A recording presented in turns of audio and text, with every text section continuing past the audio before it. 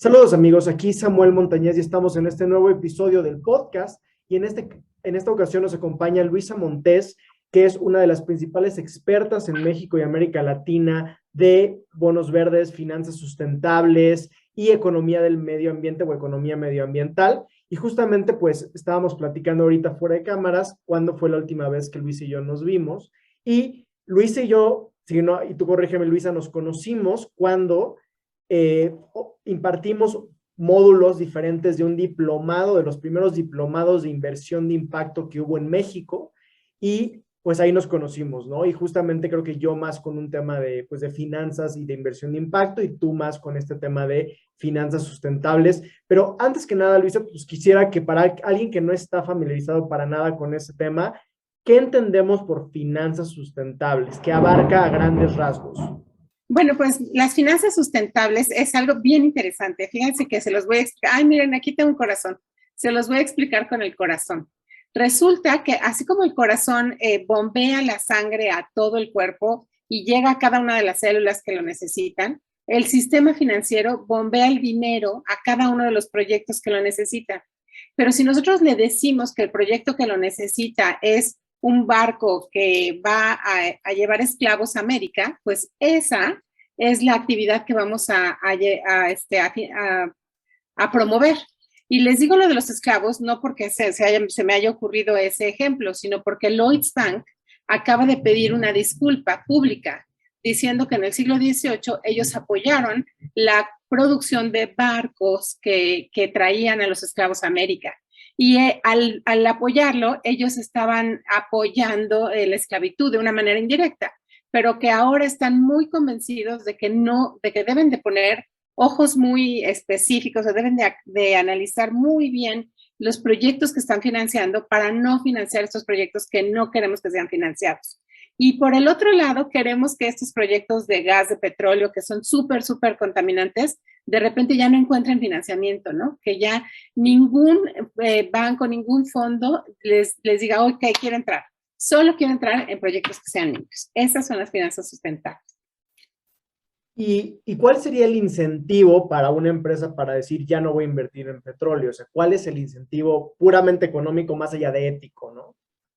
Bueno, es que la verdad es que vivimos en el mundo al revés, porque hoy en día nos sale más barato, voy a poner otro ejemplo, hoy en día nos sale más barato la fruta y la verdura que no es orgánica, y mientras que la orgánica nos sale más caro. Y es que vivimos en el mundo al revés. ¿Por qué? Porque los empresarios que utilizan o los agricultores que utilizan agroquímicos deberían de pagar por los daños que causan. Eso se llama internalizar los costos. O sea, ellos están generando un costo a toda la economía porque nos enfermamos al comer esas frutas y verduras. Y voy a hacer un paréntesis ahora con el COVID. Los doctores se han dado cuenta de que el COVID golpea más a la gente que no tiene suficientes defensas. Y las personas que no tienen suficientes defensas es porque no han comido bien. Y al principio pensábamos, bueno, la gente que está obesa, que ha comido puros gansitos y cocas, ¿no? No, no solamente aquellos que comen gansitos y cocas, también los que comemos frutas y verduras, no tenemos suficientes defensas porque las frutas y verduras ya no tienen las vitaminas y minerales que tenían antes porque la tierra está agotada de tanto agroquímico. Entonces, gracias al COVID, bueno, algo bueno tenía que traer, nos estamos dando cuenta que ya no podemos seguir agotando así nuestros recursos naturales. Entonces, lo que tú me preguntas es, ¿cómo le hacemos? Pues es que al rato no va a ser negocio no hacer las cosas bien, ¿no? Tenemos que darle la vuelta a esto. Ok, y ya específicamente en qué vehículos, qué instrumentos está habiendo para promover ya formalmente este tipo de políticas de inversión. Ok, yo creo que esto empezó muy, muy fuerte con los bonos verdes, ¿no? Los bonos son, digamos, obligaciones que tienen las empresas de pagar en un futuro una cierta cantidad. Pero solamente las empresas grandes pueden emitir bonos porque se emiten en el público inversionista y solamente una empresa con una gran reputación lo puede hacer. Ahora lo que está sucediendo es que no solamente son las empresas grandes, sino las medianas y las pequeñas que también pueden sacar créditos verdes en los bancos. Y lo más interesante, que ahorita todavía no te puedo poner un ejemplo muy claro, es que en un futuro la tasa a la que te van a prestar va a ser más barata conforme tu proyecto sea más sustentable. Entonces, eso es en lo que nosotros hemos estado trabajando, cómo calificamos a esos proyectos para que cuando tú llegues al banco y te digan, bueno, hay un ejemplo ahorita muy claro que ya lo tiene CI Banco y lo tiene Bancomer y seguramente también Banamex, que es que si tú dices, yo voy a comprar un coche que no tiene emisiones, la tasa es más baja. No sé si lo has visto. El crédito, ok. El crédito O sea, de la tasa. por ejemplo, sobre un coche eléctrico, ¿no? Un eléctrico, un híbrido, la tasa a la que te prestan es más baja. Wow, ok, no lo había visto. Y entonces, eso, lo mismo va a suceder con las empresas. Si la empresa es limpia y tiene una buena calificación ESG, entonces va a poder tener acceso a créditos más baratos en todo el mundo. Eso es muy interesante. Y digo, para explicarlo más o menos al público, quien no sepa qué es ESG, o sea, yo como lo entiendo es que son criterios de Ethics, Social y Governance, que en español a veces creo que se traduce ASG, por ASG. Criterios pues de ambiental, gobierno corporativo, social. ambiental, social y gobierno corporativo, ¿no? Exactamente, o sea, lo que hacemos es calificar a la empresa en su desempeño ambiental. Aquí básicamente cuántas emisiones tienen de CO2, qué consumo tiene de agua, residuos, energía, todo lo que es su impacto a la biodiversidad, ¿no? O sea, hay que pensarlo así, al impacto al suelo, al aire y al agua, ¿no? Luego esa es la parte ambiental. En la parte de social es cómo trata a sus empleados, qué condiciones laborales tienen los empleados, cómo se relaciona con la comunidad en la que está operando, ¿no? Y cómo se relaciona en general con todos sus grupos de interés. Y en la parte de gobierno corporativo, pues estas empresas realmente no tienen un consejo porque son muchas empresas familiares, pero cómo se toman las decisiones, si los empleados tienen un voto, voz y voto en las decisiones que se toman, eso es muy importante, ¿no? Sí, tal cual, o sea, como dices, a veces hay esta idea de, bueno, ya no contaminamos, pero ninguno de los trabajadores tiene prestaciones, bueno, pues entonces, así como que haciendo las cosas muy bien, pues hay que tener todo, ¿no? O sea, buscar un balance entre todos estos elementos. Sí, la sustentabilidad no solamente es ambiental, también es social y también es económica, ¿no? Ok. Eso es muy importante.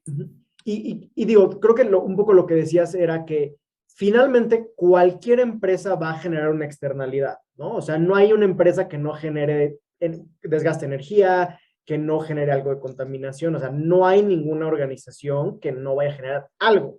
El chiste es, ahora, y esa sería una pregunta que yo te haría, ¿dónde está ese balance óptimo en donde yo me imagino que es un ejercicio económico, donde el beneficio que se está otorgando a la sociedad supera las externalidades o esos costos que le estás transmitiendo a la sociedad? Supongo yo que es una lógica así como en los ejercicios médicos, ¿no? Vamos a matar tantos animalitos, pero porque vamos a buscar la cura del cáncer, ¿no? Algo de esa naturaleza. Pues mira, es muy interesante que tú hayas pensado eso, porque eso es exactamente como se está midiendo, pero ya muy adelantado en Europa, ¿no? O sea, ahorita apenas estamos midiendo el desempeño ambiental, social y de gobierno corporativo, si la empresa tiene un reporte, si está midiendo, si está reduciendo, pero hay una paradoja ahorita. Los índices de sustentabilidad están llenos de empresas mineras, cementeras y petroleras. O sea, justo eso yo te quería preguntar, o sea, yo he visto empresas que presumen y eso yo digo como, o sea, tú por tu propio giro, más allá de yo no sé cómo tan bien o mal haces las cosas, tu propio giro es una antítesis de la sustentabilidad, ¿no? Sí. Y entonces hoy en día los índices de sustentabilidad son esto que tú dices, de la antítesis de la sustentabilidad. ¿Por qué? Porque las empresas, las que mayor impacto tienen, son las que más se cuidan de reportar, de dar a conocer, de que no las estén cuestionando. Entonces acaban siendo las que más invierten en esto de ESG y por eso están en los índices, ¿no? Pero los inversionistas ya más sofisticados, como lo que tú acabas de decir, lo que hacen es medir los impactos buenos que tiene la empresa y restarle los malos, las externalidades, ¿no? Y entonces eso es como el último grito de la moda, por decirles algo en ESG, que es internalizar las externalidades y medirlas. O sea, ¿cuáles son tus externalidades ambientales, sociales y otros que puedas tener, ¿no? Algún escándalo o algún accidente. Sí. Y eso restárselo a tus utilidades, al empleo que estás generando, a todo lo bueno que estás haciendo.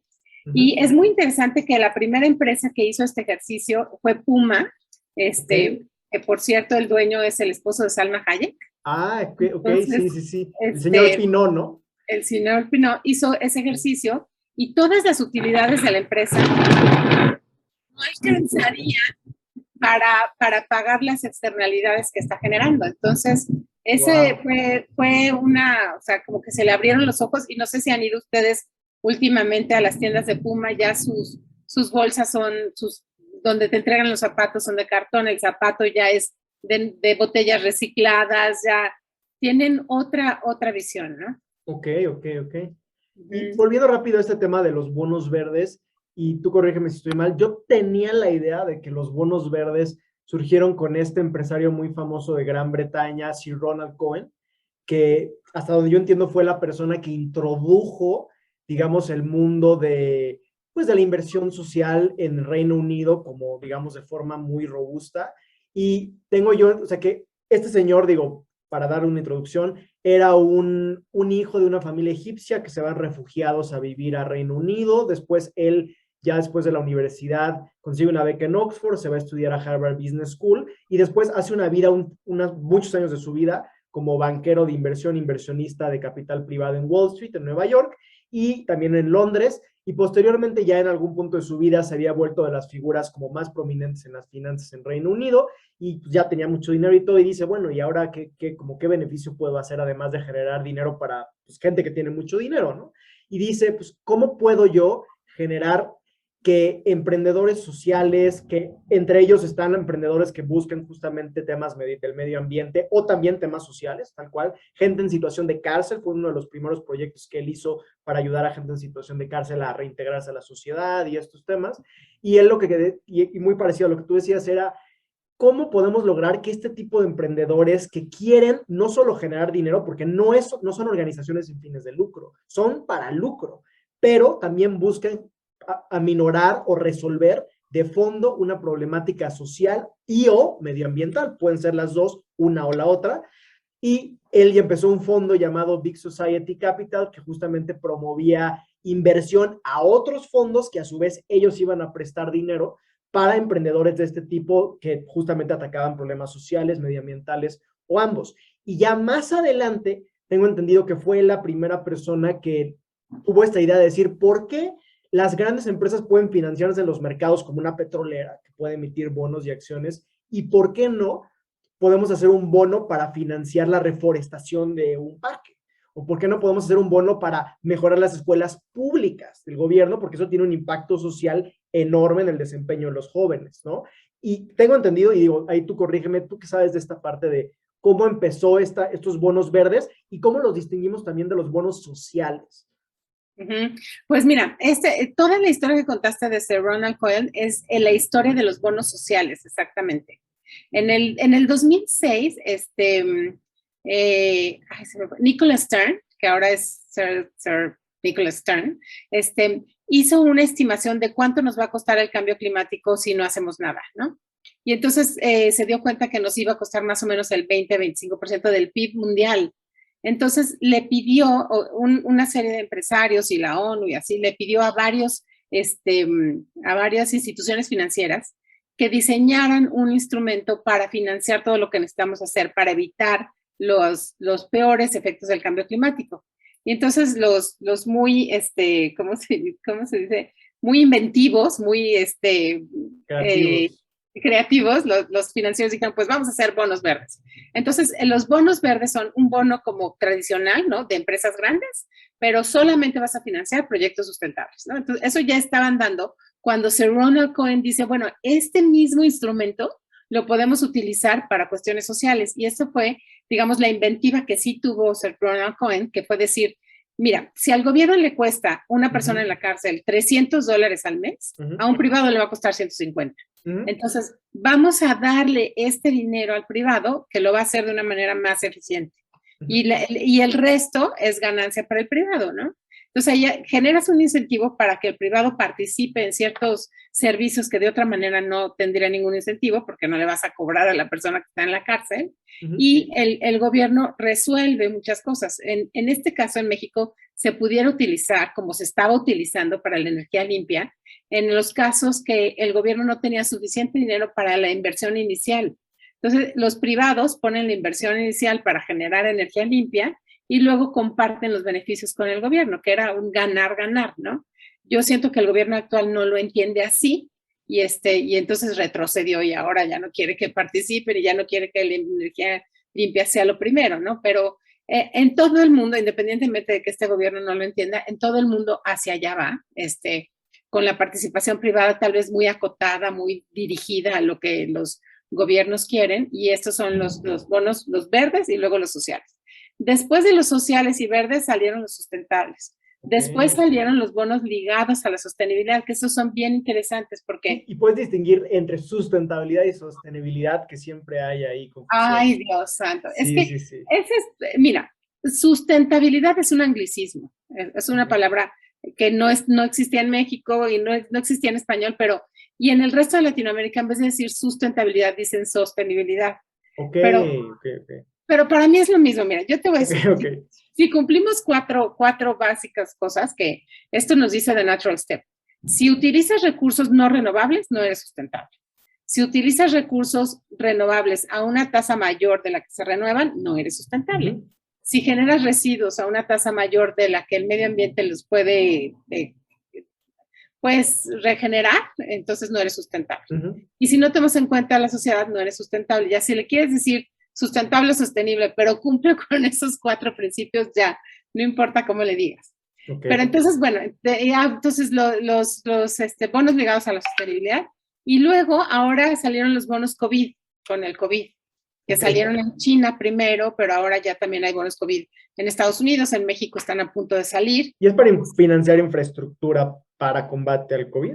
Supongo, ¿no? Sí, lo que pasa es que la mayor parte de los gobiernos salieron con estos programas de apoyo al COVID de las empresas que están buscando que además salgan hacia la sustentabilidad, ¿no? Que las empresas que normalmente ya tuvieron un problema por el COVID y todo eso, que de todos modos iban a tener que ser apoyadas, que ahora salgan de forma sustentable, ¿no? Esa es la idea. Entonces, pero ¿cómo saldrían de forma sustentable? Saldrían de la crisis que tienen actual, ¿no? O sea, ahí se están enfocando en empresas como restaurantes, hoteles, líneas aéreas, que fueron, o espectáculos, ¿no? Que son... Sí, el sector más golpeado, sí. Más golpeado por el COVID. Entonces, ¿cómo le podemos hacer para que con este dinero que vas a sacar del bono salgas adelante en los próximos años, pero que lo que vayas a hacer va a ser más sustentable? Ya, claro. Entonces, esos son los bonos COVID. Perfecto. ¿Y cómo se genera el rendimiento de uno de esos bonos para yo inversionista, si yo quiero invertir en esos bonos? Ok. Bueno, en el bono verde es muy sencillo. El bono verde más normal es el que financia una planta de energía limpia, ¿no? Entonces, tú vas a comprar el bono, le das el dinero al que va a poner la planta y conforme él va generando energía y la va cobrando, va generando tu rendimiento. Entonces, te regresa el dinero con un premio porque se lo prestaste, ¿no? El rendimiento. Esa es la manera más sencilla.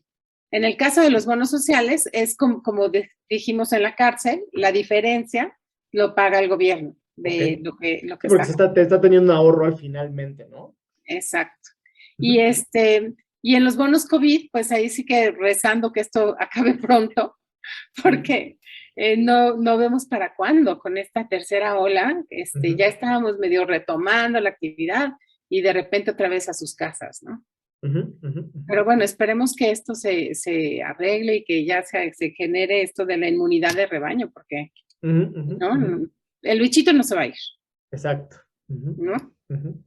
Y ¿cómo tú ves, o sea, justamente ya decías cómo van evolucionando los bonos, qué otros vehículos o qué otras diferencias podemos ver? Por ejemplo, hay índices ahora de sustentabilidad que agrupan a las empresas más sustentables, hasta el S&P 500 sustentable y este tipo de cosas. O sea, ¿qué otras cosas tú ves que se están desarrollando? Supongo que ETFs, Exchange Traded Funds de sustentabilidad, pero ¿qué más tú ves que se está desarrollando como nuevos vehículos que justamente pues están promoviendo este tipo de inversión?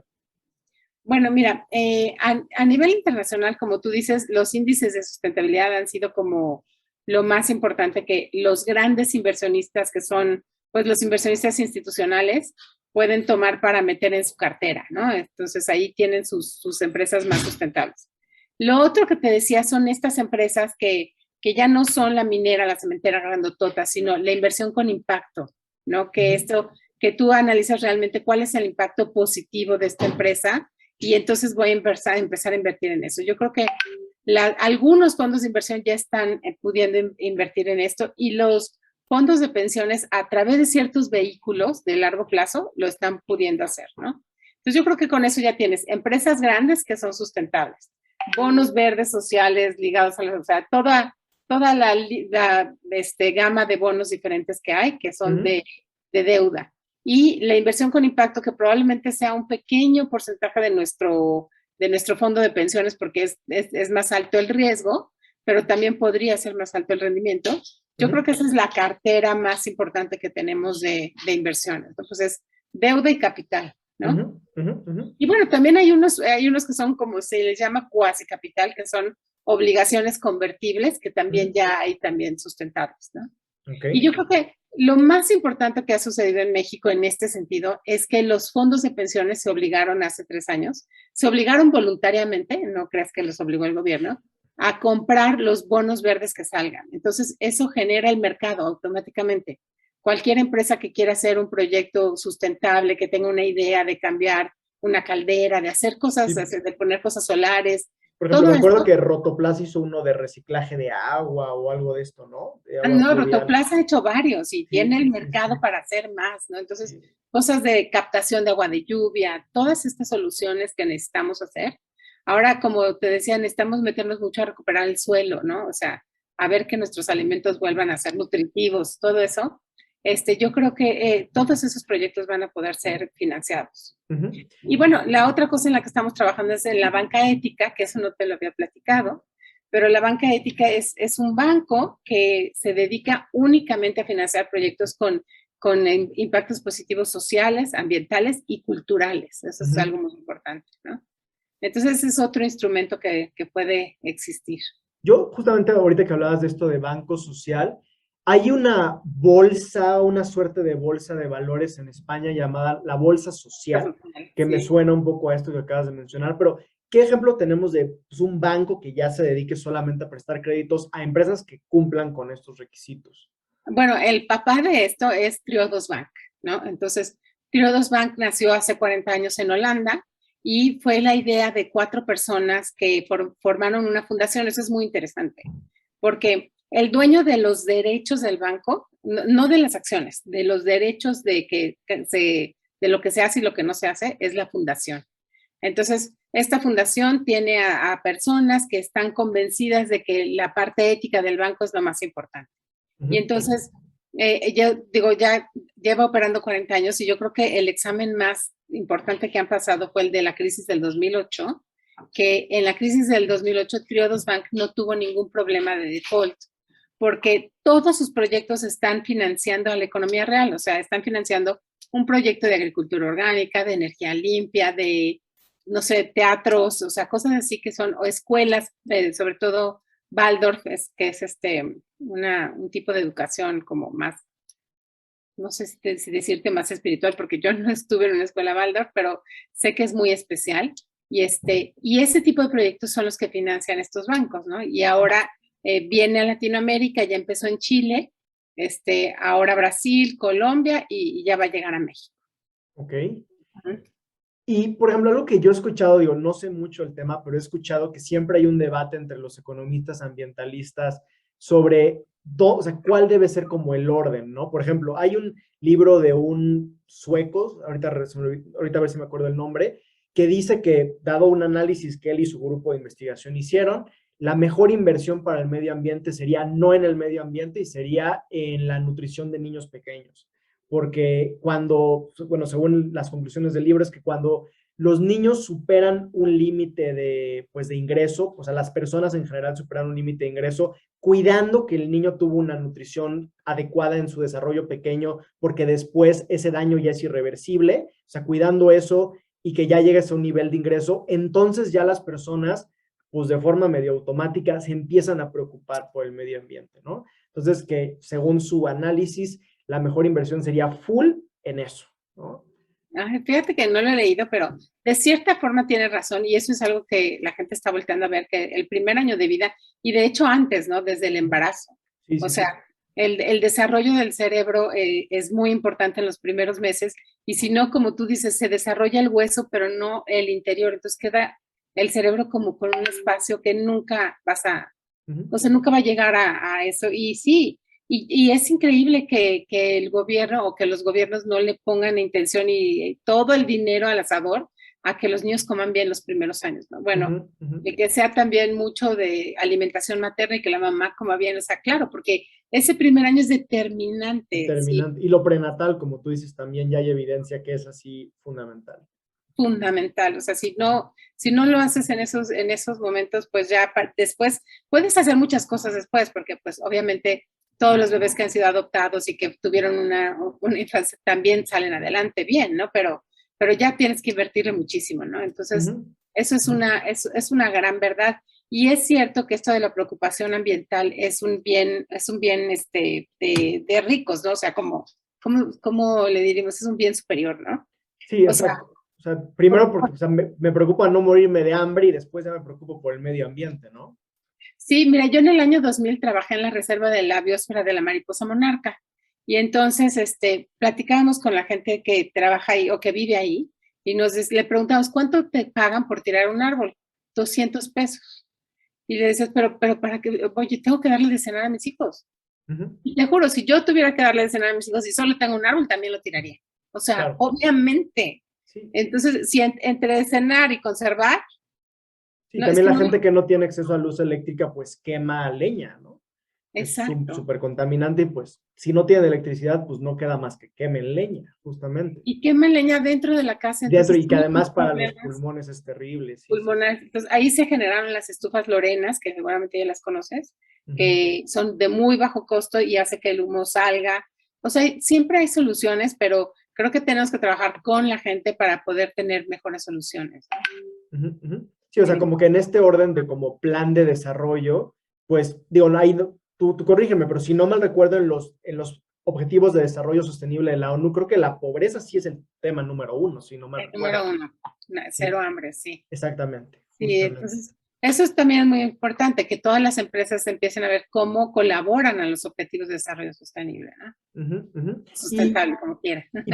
Y por ejemplo, en el tema ya como de política pública legal, en países, digo, ahorita que recuerdo Estados Unidos, Reino Unido, Colombia y algunos otros, ya tienen esta, pues como denominación jurídica que es empresa B o Benefit Corporation, donde no eres una empresa normal donde tienes tu régimen de contribución normal, eres para lucro y no eres tampoco una sociedad civil que no tienes derecho a lucrar y tienes un tratamiento fiscal diferente, eres como un híbrido, ¿no? En donde Ujú. yo como lo he visto es que en tu acta constitutiva está que sí vas a lucrar, pero que vas a lucrar siempre y cuando estés atendiendo puntualmente esos temas sociales y o medioambientales a los cuales te comprometiste y y gracias, y digo, porque estás haciendo eso, vas a tener un mejor tratamiento fiscal. No es que no vayas a pagar impuestos, pero vas a tener un mejor tratamiento fiscal que si fueses una empresa normal, ¿no? Sí, bueno, las empresas B nacieron en Estados Unidos, se llaman Benefit Corporation, porque en la ley de Estados Unidos está que el director general de una empresa tiene que maximizar utilidades por Correcto. ley. Sí, Si no las maximiza, sus accionistas lo pueden demandar y lo pueden meter al bote. sí. Entonces, una empresa, imagínate que un director general que decidiera no tener utilidades este año por desarrollar una planta de tratamiento, podía acabar en el bote. Ujú, Entonces, por eso cambiaron a Benefit Corporation, que ya su acta constitutiva dice que no va a maximizar las utilidades para los accionistas, sino para todos sus stakeholders. ujú, Y si ujú, dentro de esos stakeholders está el medio ambiente y las futuras generaciones, pues ya lo logramos, ¿no? Y ujú, en efecto, en México también ya hay como, no sé, 20 empresas B y el movimiento B en toda Latinoamérica está creciendo muchísimo. ujú, Y como tú dices, la Bolsa Social en España también está apoyando empresas B. En México la Bolsa Mexicana de Valores y la Bolsa Viva están también apoyando empresas más sustentables. O sea, creo que sí es un movimiento mundial, pero como dice Greta Thunberg, tendríamos que actuar como si la casa estuviera en llamas, o sea, con más prisa, ¿no? ujú, ujú, ujú, ujú. Y Y tú, o sea, ¿tú qué tendencias ves en que, por ejemplo, en países como México, pues la tendencia no es como muy positiva en general? ¿O qué países tú ves como con más desarrollo, como que más están empujando estas políticas? O sea, nuestra North Star, nuestra guía es la Unión Europea. Ok. La Unión Europea sacó no solamente su guía de bonos verdes, su guía de ESG, todo eso, sino también su taxonomía, porque tú ponte en los zapatos de un ejecutivo de bancario, ¿no? Y entonces llega un proyecto de lo que tú quieras y tú tienes que decidir si es sustentable o no. Entonces, lo que hizo la Unión Europea es una taxonomía en donde dice, estos son los proyectos sustentables y estos no. Entonces, por lo cual está muy bien porque les simplifica las cosas a los financieros, pero por otro lado no está ayudando a que haya más innovación. O sea, tendría que entrar a esa taxonomía todo lo nuevo, ¿no? Más bien. Entonces, México ya está desarrollando su taxonomía y tenemos muchas esperanzas para ahora finales de año en Glasgow. Ahí van a haber varios productos que tienen que salir ahí que todos en finanzas sustentables esperamos que salgan. Uno es que el reporte, lo que las empresas reporten, sea una sola forma de reportar, ¿no? O sea, porque cada empresa dice, pues yo voy a agarrar el GRI y yo voy a ganar el TCFD y yo voy a, así, lo que cada quien quiera, reporta, ¿no? Y la otra es cómo se van a calificar el desempeño ESG, ¿no? Tiene que haber una sola forma de calificar. Entonces, estamos esperando que para Glasgow se presenten a través del G20 o a través de algún otro instituto de la ONU, estas como las guidelines para reportar y las guidelines para calificar, ¿no? Eso sería para las finanzas sustentables el mejor resultado de Glasgow. Ya una convergencia en la métrica, ¿no? Como ha Exacto. pasado en la contabilidad normal, financiera, ¿no? Exacto. Hace 100 años cada quien medía el evita de la manera que quería, ¿no? Y ahora hay una sola manera de medirlo y si tú dices evita ya sabes todo el mundo de qué está hablando, ¿no? Exacto. Esa es la idea. Ajá. Justo, perfecto. ¿Y qué ves tú en los desarrollos de planes de estudio? Ahorita que justamente platicábamos que te fuiste a hacer una maestría de economía ambiental, ¿qué ves tú que puede estudiar la gente? ¿Qué ves nuevos planes de estudio y demás, carreras, maestrías, que puede estudiar la gente que esté interesada en involucrarse en estos temas? Bueno, yo de entrada creo que hay una gran falta de personas que sepan de finanzas sustentables, ¿no? O sea, tenemos muchos financieros, pero que sepan de finanzas y de sustentabilidad, no hay mucha gente. De economía y sustentabilidad tampoco hay mucha gente. Entonces, lo que sucede es que la gente que se ha especializado en sustentabilidad, cuando le hablas de finanzas, no sabe, no puede hacer como el Sí, clic. como environmental science, nada más, ¿no? Exacto. Entonces, creo que ahorita juntar sustentabilidad de finanzas y sustentabilidad de economía es muy bueno. El programa al que yo me fui estaba padrísimo porque decía economía ambiental y desarrollo sustentable. Entonces, las personas podían decidir qué tanto te querías ir al desarrollo sustentable, qué tanto te querías ir a la economía y qué tanto a las finanzas. Okay. Entonces, te daba mucha flexibilidad. Yo creo que eso está muy bien. Y solamente lo vi, la verdad me fui a San Andrews, en Escocia, a pesar del frío, porque era el único lugar donde daban ese programa. Ok, sí. Entonces, está muy bien. Hay otra universidad que se llama Schumacher College, que es lo máximo en sustentabilidad, que la UMA, la Universidad de Medio Ambiente en México, está como inspirada en Schumacher, pero si alguien se puede ir a Schumacher, vaya. O sea, ¿Dónde está? Está en el sur de la isla del Reino Unido. Ok. De la isla de Inglaterra, sí. Claro. Perfecto. Ok. Y, perfecto. ¿Y tú qué ves que los bancos locales estén haciendo? Porque lo que sí sé es que bancos extranjeros como JP Morgan, UBS, los grandes bancos mundiales, Citi, Goldman Sachs, etcétera, están abriendo, o ya abrieron desde hace varios años, divisiones enteras de inversión de impacto y normalmente también ya hay directores de inversión incluso que se dedican a ver justamente nada más este tipo de temas, que incluso esos directores de inversión ya le reportan directamente al director de inversión mundial de los bancos, ¿no? Por ejemplo, recuerdo que UBS fue de los primeros bancos que tuvo su director de inversión de impacto que reporta al director mundial, igual de importante que, digamos, el director de inversiones inmobiliarias, que normalmente es un área importante, ¿no?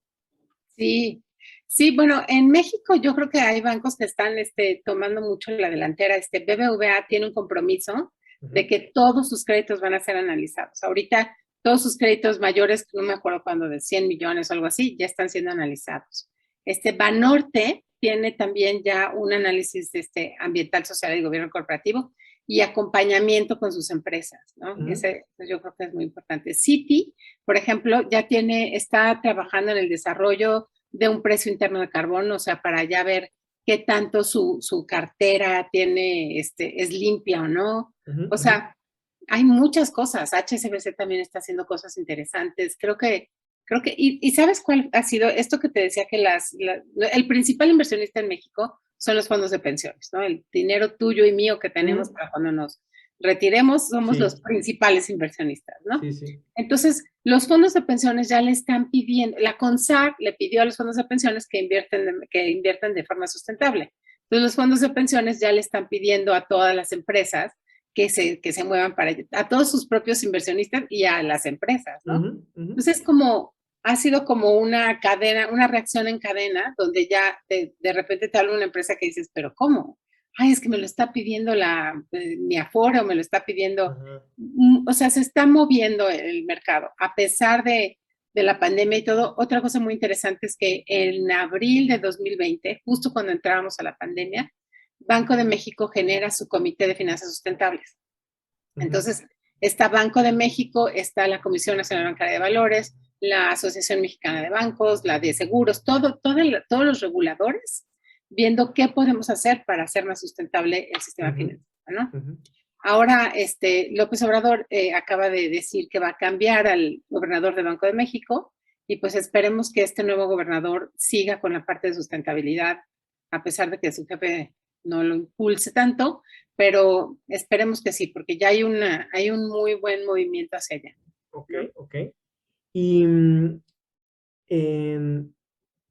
algo que te quiero preguntar es, para las personas que tengan la duda de decir, ok, bueno, ¿cómo yo puedo mejorar mi huella de carbón? ¿Cómo yo puedo hacer un cambio en mi vida individual? Pues hay como que se escuchan miles de cosas, desde no tengas hijos hasta bolsas reciclables, o sea, ¿cómo realmente, o sea, de lo que tú sabes de estos temas, cómo es, digamos, en orden las acciones que uno puede tomar para maximizar ese impacto que uno puede tener pues sí, en apoyar, digamos, hacer tu apoyo individual a estos temas? Pues no volar en avión. ¿A poco no volar en avión? No me digas, no sabía eso. Sí, mira, si tú te metes a tu calculadora, a la calculadora de emisiones cualquiera, la que tú quieras, hay una de WWF, la que quieras, te van a preguntar cuántas veces, o sea, cuánto te tardas en la regadera, ¿no? ¿Qué tan caliente usas el agua? ¿Cuántas veces a la semana comes carne? ¿No? Todo eso tiene un impacto, pero ¿cuántas veces usas el avión? Es tu mayor impacto. Wow. O sea, ¿y qué tanto usas el coche? O sea, si nos movemos en coche en vez de movernos en camión o en tren, bueno, en México, ¿cuál camión y cuál tren? ¿No? O sea, realmente no existe un servicio como en otros países que realmente no necesitas el coche y que te puedes mover en camión y en tren. Aquí estás jugándote si te roban la bolsa o no, es difícil. Pero bueno, eso, no volar en avión. Ahora, yo creo, como todos nos gusta viajar y cuando acabe el COVID vamos a querer volver a viajar, yo creo que la aviación va a cambiar también, o sea, tiene que ser más limpia. Pero sí, cada vez que rompemos el jalón gravitacional, necesitas emitir muchísimo CO2. Ok, ok. Okay. Sí, y justamente digo, lo que he escuchado muchas veces es esto de la carne, ¿no? Que pues las vacas hacen mucha popó y que pues toda esa popó genera un montón de partículas. Exactamente. Sí. O sea, comer carne lo menos posible, tratar de comer local, o sea, de consumir productos locales. O sea, si ahorita yo quiero comerme un kiwi que viene desde Australia, imagínate la huella de carbono del kiwi. Claro. Entonces mejor me como una guayaba que es de aquí, o sea, cosas así, que además es mejor para tu salud, porque el kiwi lo tuvieron que cortar muy verde y entonces realmente cuando se madura no tiene tantas vitaminas. Ya sabes todo el rollo que ya hemos analizado últimamente. Es mejor consumir local, ¿no? Pero ahora que estuve en Escocia, pues te llegan piñas no sé, Egipto, más baratas que cualquier fruta de ahí local. Es irónico, ¿no? Sí, sí, sí, sí. ¿Y qué tanto o sea, qué tanto tú ves que está también de moda estos temas de, pues no sé, de la arquitectura sustentable, aunque supongo que ahorita es caro, ¿no? Ese tipo de solución, que tu casa tenga reciclaje de agua, que todo sea solar y este tipo de cosas. O ya Ah, vemos como que sí hay avance en este tipo de temas, de urbanismo, ¿no? fíjate que sí, hay mucho avance y ahí hay dos cosas. Hace muchos años que CI Banco, que se declaró como el Banco Verde, tenía un programa de estos, pero Bancomer, BBVA, que no es Bancomer, Sí, BBVA ahora tiene a todo mundo en todas las sucursales, si vas a poner celdas solares, si vas a cambiar de coche verde, porque exacto, si ahorita compramos un coche eléctrico, pero nos enchufamos a la red, pues ¿cuál fue la ganancia? O sea, tienes que comprarte el coche eléctrico y poner las celdas solares, ¿no? sí. Entonces, lo que hizo Bancomer por nosotros, que ya creo que es un trabajo, es que ya analizó a los proveedores. Entonces te dicen, aquí hay una lista de proveedores, todos estos son buenos y te ponen bien las celdas solares, porque si no las pones bien y no están bien dirigidas y no están bien de acuerdo no solamente al sol, sino al viento, se te pueden caer y mil cosas, ¿no? Ok, Entonces ahí ya, y además te da el crédito más barato para que lo cambies y quites ok. tu calentador de gas y ya en el futuro hasta la estufa de gas y ya poder poner estufa eléctrica con solar, ¿no? Pues, y fíjate, te saldrías de la red, ya no tendrías que estar Exacto, pagando electricidad, ya no tendrías que estar pagando gas, ya no exacto. tendrías que comprar petróleo, o sea, gasolina, seríamos casi autosuficientes. Sí, Es sí, sí. interesante. Y si no mal recuerdo, en los acuerdos de París, Francia se comprometió a que ya no va a permitir la creación de empresas de hidrocarburos para 2030, si no mal recuerdo. Sí, casi todas las metas son a 2030 y al 2050. Y como nos hemos dado cuenta que no estamos llegando, nadie está llegando a sus metas, Mm, las metas que se van a negociar ahora en Glasgow van a ir más allá. O sea, tenemos que llegar ya no solo al net zero, sino al zero emissions. O sea, ya olvídenlo, esto es como hacerle caso a Greta Thunberg y decir, la casa está en llamas y tenemos que actuar como locos, sí, como locos. ujú, ujú, ujú, Entonces, las empresas que lo hagan van a tener éxito. ujú, ujú. Yo creo que estamos viviendo, o sea, con esto del COVID y todos los cambios, estamos viviendo tiempos que nunca habíamos visto y que así como como crisis es oportunidad, esta es una gran oportunidad de cambiar. Tenemos que Ujú. tomarla, ¿no? Entonces, yo te agradezco que hagas estos podcasts para que lo vean los jóvenes y cambien su manera de pensar y digan, sí, voy a poner mi granjita o algo solar o Exacto. también el desarrollo de Research and Development, que tú ahorita me preguntaste, ¿en qué podrían estar haciendo? Pues ponerse a investigar, hacer ciencia, ¿no? Ujú, ujú. ¿Cómo podemos captar mejor la luz solar de una forma que sea diferente? Por ejemplo, hay una nueva ciencia que se llama, ay, se me acaba de ir, que es como copiarle a la naturaleza lo que hace. Los hongos, por ejemplo, hacen fotosíntesis aún en la sombra. Ok. ¿Cómo le hacen para hacer esta fotosíntesis sin luz, no? Se llama biomimicry, en español se llama biomimesis. Entonces, eso imagínate, ¿cómo le hacen las conchas para generar su coraza sin hacer todo lo que hacen los cementeros, ¿no? Ujú, ujú, Entonces, todo eso, ¿cómo podemos hacer producción limpia, generar satisfactores así? Y bueno, pues también una cosa que les recomiendo muchísimo es ver este video que ya está viejito, pero sigue siendo muy actual, el de The Story of Stuff, que ujú, dice, compramos, hoy en día consumimos más de 10 veces de lo que se consumía antes y somos mucho menos felices. ujú, ujú, ujú. Entonces, si siquiera el consumo que está destruyendo el planeta nos hiciera felices, bueno, pues por lo menos somos felices. Pero no somos, o sea, nos hace más feliz el contacto con la naturaleza, un bosque que exista, que esté limpio el río, podernos meter a un lago sin Ujú, que salgamos con miles de problemas. Eso nos hace más felices que ujú. consumir cosas, ¿no? Sí, hay este estudio famoso de Harvard que más o menos la línea, digamos, límite de la felicidad es de la pobreza a $75,000 por año, que suena mucho para cualquier país que no sea Estados Unidos, pero para niveles de Estados Unidos es clase media alta. Entonces tampoco estamos hablando de que uno tenga que ser supermillonario ni nada de ese estilo. Ahora, algo que yo te preguntaría es, justamente como que en ese sentido, yo aún lo único que a veces pienso es, la economía en general, digamos que está diseñada de esa forma, ¿no? O sea, está diseñada porque si yo quiero lanzar un nuevo producto o servicio, pues sí quiero que la gente me compre, ¿no? Aunque no lo necesite. Entonces, o sea, porque una nueva marca de ropa, si no, o sea, lo que me refiero es que si la gente solo consume lo que estrictamente necesita, pues va a haber un límite muy cerrado de la cantidad de ropa. Quiere decir que ya nadie se podría dedicar al fashion porque ya no va a haber, o sea, sí me explico, ya no debiera haber una expansión del mercado de fashion porque la gente ya, aunque tenga mayor ingreso, ya no va a gastar en tener un guardarropa enorme, o ya no va a gastar en tener 20 pares de zapatos, o yo no, o sea, etcétera, etcétera. Entonces, ¿cómo conciliamos o qué ideas hay para conciliar ese problema donde, pues sí, o sea, si yo quiero ser director de cine, pero oye, pues ya no hay tantas películas que porque, o sea, siempre todos los sectores están pensados en la expansión, pero en el sentido de que la gente al tener más dinero puede consumir más y el mercado crece y crece y crece y crece, pero entonces se genera lo que tú dices donde pues una persona consume 10 veces más de lo que en 1950, ¿no? Evidentemente. Sí. Pero fíjate, es que como bien dicen que las personas que creemos en el crecimiento ilimitado o son economistas o están locos, ¿no? Ajá.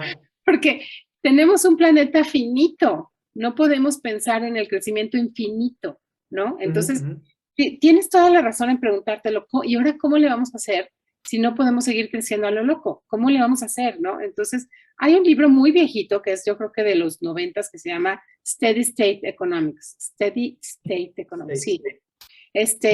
Y yo lo tengo ahí y hay que leerlo, porque la verdad a mí tampoco se me ocurre, pero hay un principio, por ejemplo, de la economía del bien común que dice que las empresas tendrían que tener un tamaño óptimo. Y cuando llegaran a ese tamaño óptimo, en vez de seguir creciendo y creciendo y comprando a sus competidores, mejor ayudar a pequeñas empresas locales a crecer, ¿no? Que es exactamente lo contrario de lo que ha hecho FEMSA con los Oxxos, ¿no? O sea, el Oxxo como que cierran 5 tienditas a su alrededor porque el Oxxo crezca, ¿no? Sería lo contrario. ¿Cómo le hace FEMSA para apoyar que esas tienditas crezcan y que puedan tener mayor gente? No sé, ¿sí me explicó? Sí, sí es otro modelo económico. Claro, definitivo. Diferente. Sí.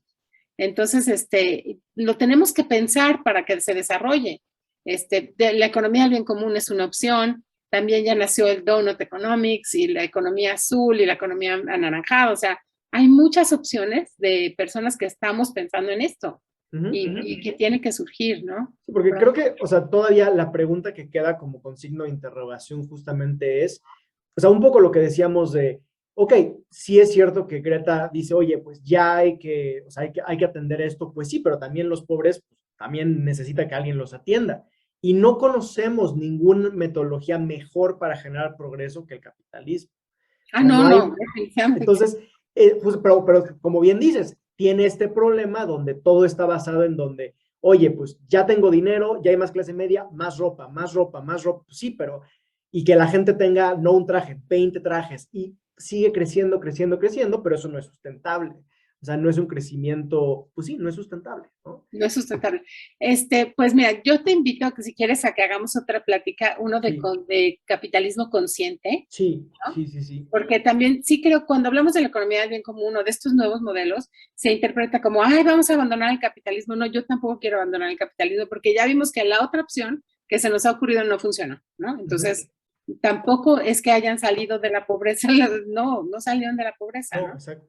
Entonces, ¿cómo le hacemos dentro del capitalismo hacer un capitalismo diferente que sea bueno para todos? Porque también el modelo en el que estamos, en que el 1% tiene, no sé si el 80 y tantos por ciento de los ingresos, tampoco es justo para todos. Funciona muy bien para muy poquitos, ¿no? Y me dio mucho gusto que haya recibido tantas críticas los viajes a la estratosfera, porque nada más sí, me imagino que contaminan mucho, ¿verdad? Contaminan horrible. Sí, y para estar un minuto allá arriba, ¿por qué? O sea, y pagar 30 y tantos millones que pudieras haber salvado a no sé cuántas personas que están en pobreza. Entonces, todo esto pues lo tenemos que pensar y hacerlo muy atractivo para todos, ¿no? Para que todos vivamos bien, ¿no? Claro. Pero sí valdría la pena justo juntarnos luego para debatir estos pues estos sistemas, cómo puede haber como modificaciones en cómo se hacen las cosas para encontrar una solución. Y se queda de tarea entonces el libro Steady State Economics. Buenísimo. Sí, ese y el capitalismo consciente. Y si quieres, hacemos otro podcast de esos temas. Va, perfecto. De cómo pensar esta nueva economía. Exacto. ¿Vale? Ok, buenísimo. Bueno. Pues muchas gracias, Luisa, por acompañarnos y saludos al auditorio. Ya tiene los libros que recomendó Luisa y nos vemos en la próxima.